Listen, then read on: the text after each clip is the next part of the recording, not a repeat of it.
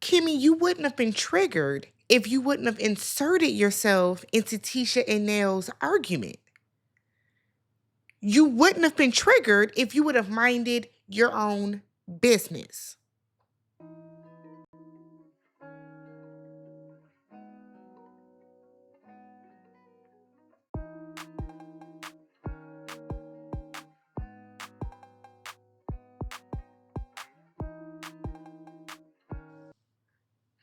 What's up, everybody? Welcome back to the channel. I'm Tammy. This is Tammy Talks. Love and Marriage Huntsville, Season 10, Episode 10, Like a Bat Out of Nell. If you guys are brand new to the channel, make sure you guys are hitting that subscribe button, thumbsing up the video, hyping the video, and then leaving your comments down below. We start off with Trisha. Trisha's out with her friend Sharon. Why isn't Trisha talking to somebody else from the cast? Why wouldn't Trisha be having this conversation with Destiny or Tisha or Nell, but she's with Sharon. So Trisha's letting her know that Ken has stepped away from the household for a couple of days. And Sharon is like, look, girl, Ken is good for you. That's a good man, Savannah. He brings a good balance to you. And Sharon hopes that Trisha is trying to be more vulnerable with him. Trisha said, I know. She lets her know that she started counseling with Dr. Francis. So she said, look, I was emotional and I had to relive some of the moments I didn't want to. I realized that I explode on everyone. And instead of talking and crying and releasing, I go to the gym, you know? You know what? I've never seen you cry. And we've been through some sugar. We have been through it. And I've never seen you cry. I don't cry because if I cry, my kids are going to know I'm not strong enough for them. Crying is a weak emotion. Crying is not a weak emotion. Crying is one of the strongest emotions that you can have. You know what I'm saying? A lot of times it takes a strong person to cry. I hate that Trisha feels that crying is such a weak emotion. And it's not just Trisha. A lot of people do, right? A lot of people will say, I'm not going to cry. I'm not going to cry. I'm not going to give it that energy. Crying is a release. And truth be told, maybe if Trisha cried a little bit more, she wouldn't be wound up so tightly, okay? So Trisha then said that there is the reason she doesn't get attached to people is because she doesn't want to get attached, or she doesn't want to get close to people because she doesn't want to get attached, so that she doesn't have to leave them or lose them, because, you know, that way she saves herself from having pain in the end.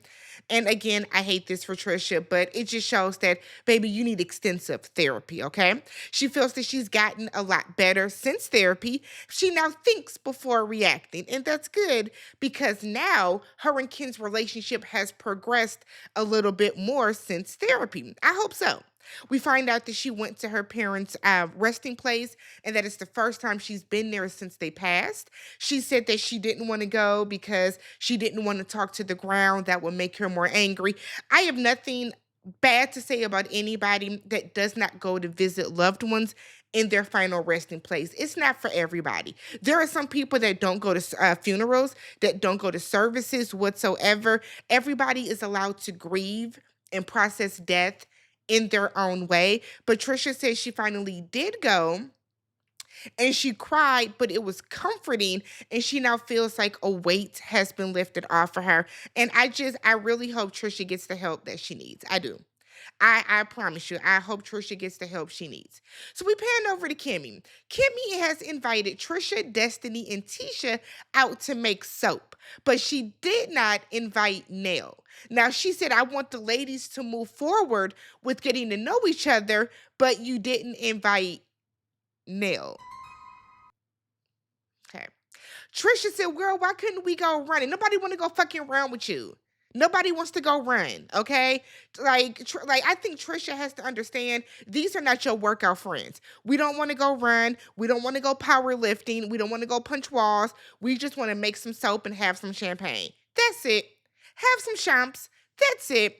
So Destiny is like, where's Nell?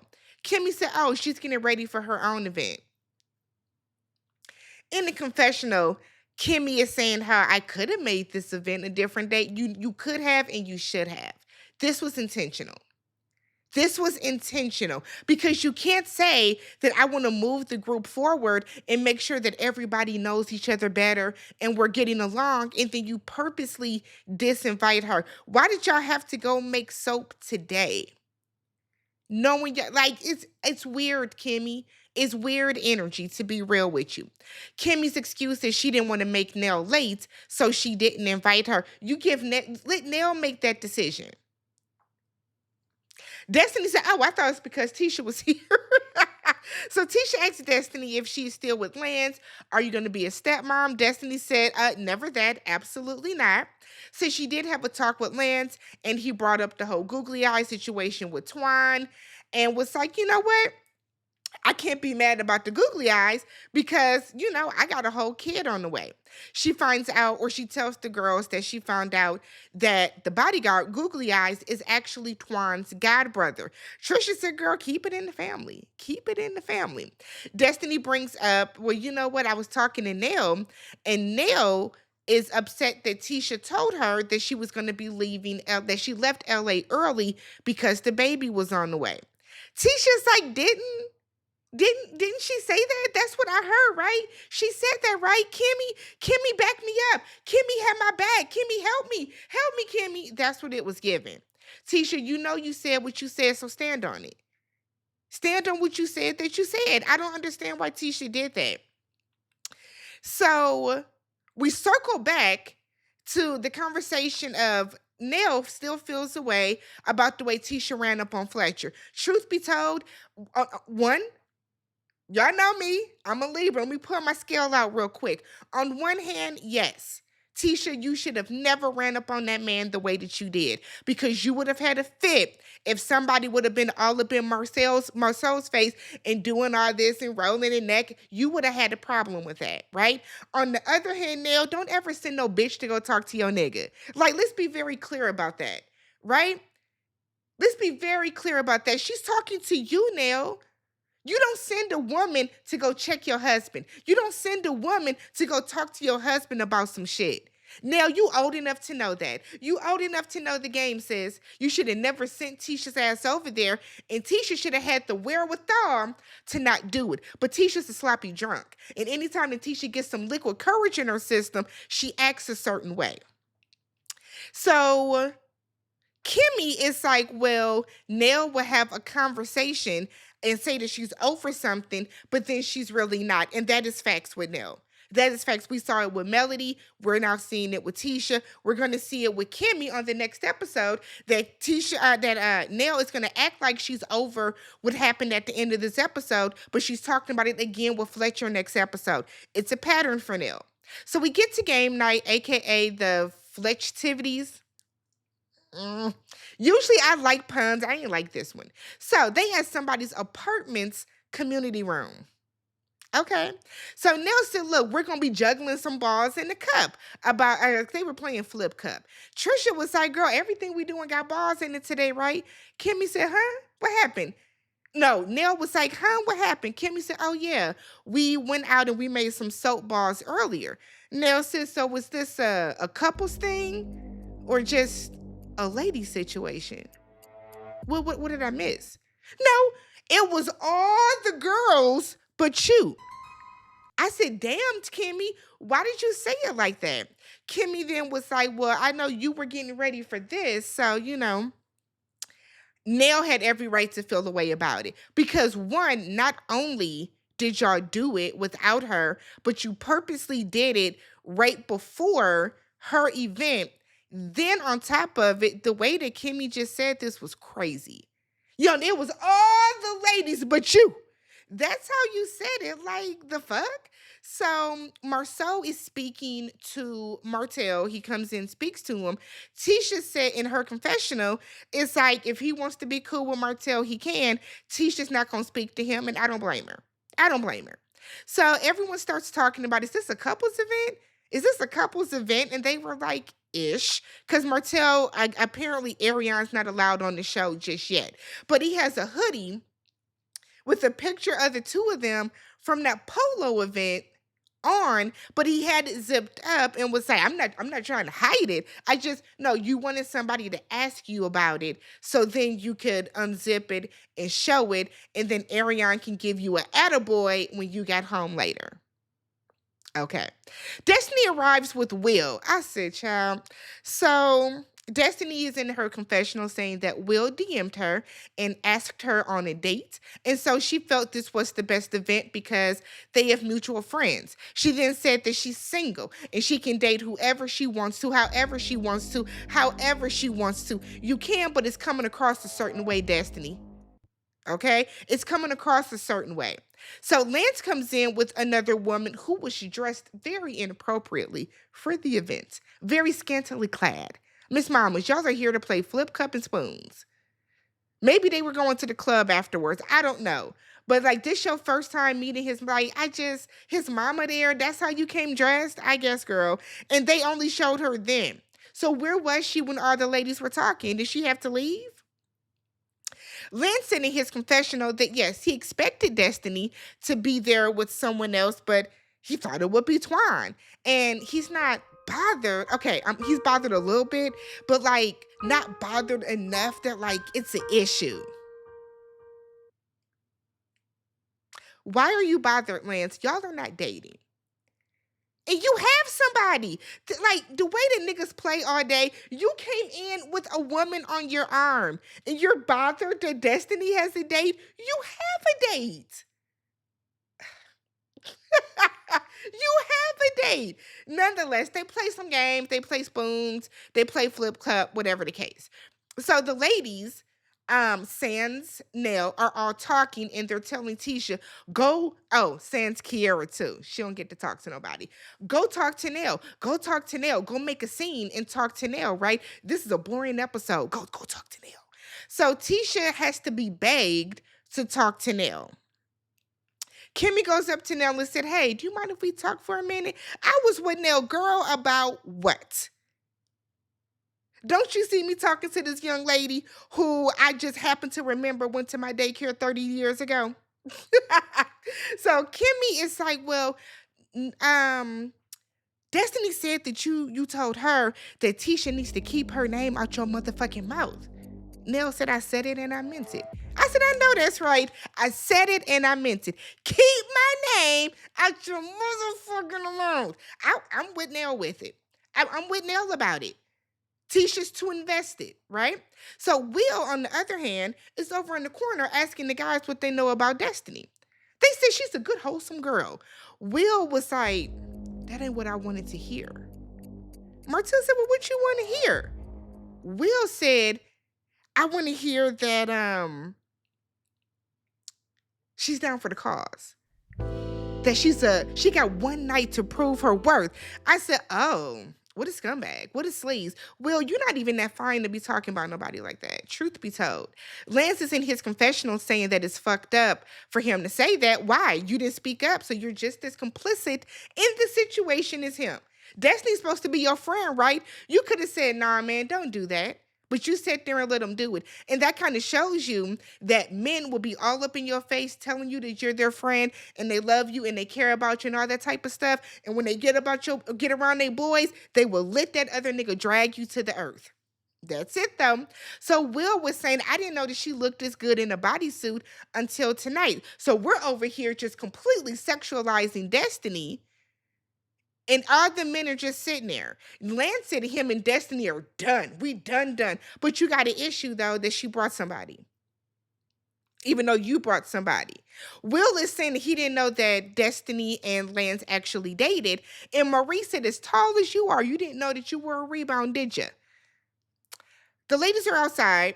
And they're sitting around. Nell got some energy about her. And the reason Nell has energy about her is because Nell's feelings are hurt because she just found out that all the ladies hung out before this without her. And it was intentional. It wasn't like we all just kind of met up. Okay, this was an intentional uninvitation. Okay, so Kimmi is like, okay, so Nell, I thought you and Tisha were amicable. Tisha is offended by the keep my motherfucking name out your mouth. Why? Why are you offended by that? Because that's your storyline, right? Tisha has no storyline. So Tisha's storyline is going to be what Nell said this and Nell said that. That's why Tisha's offended. Because if Tisha's not talking about Nell and Lance in the Destiny situation, the fuck is Letitia Scott gonna talk about? God forbid we talk about the sticks and stones at Scott Manor, right? God forbid we talk about the fact that your husband really don't like you. God forbid we talk about the fact that your son feels that Marceau is the superior parent, even though he's clearly not existent.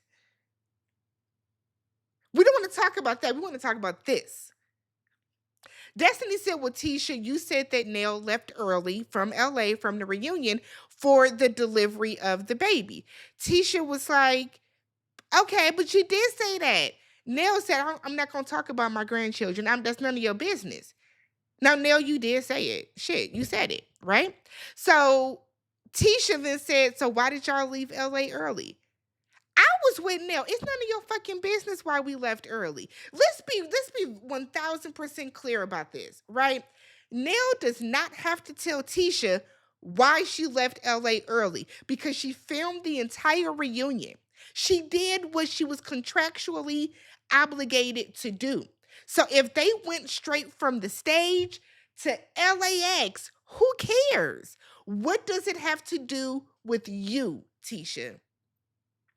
So Tisha feels that Nell is giving her attitude, and Nell was like, no, you doing all this, so I'm doing this too, which Tisha was. Tisha put that hand down right away too.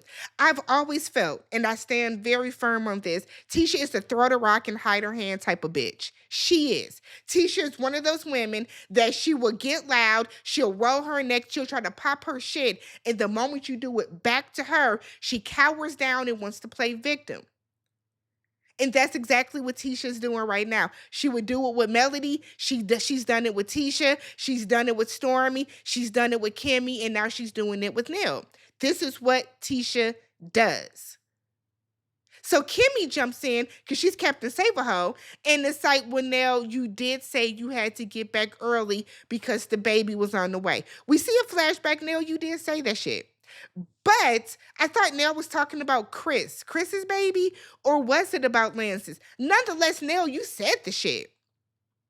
Nell said, I don't want to talk about my granddaughters. Tisha said, I don't care about your granddaughters. Nell said, okay.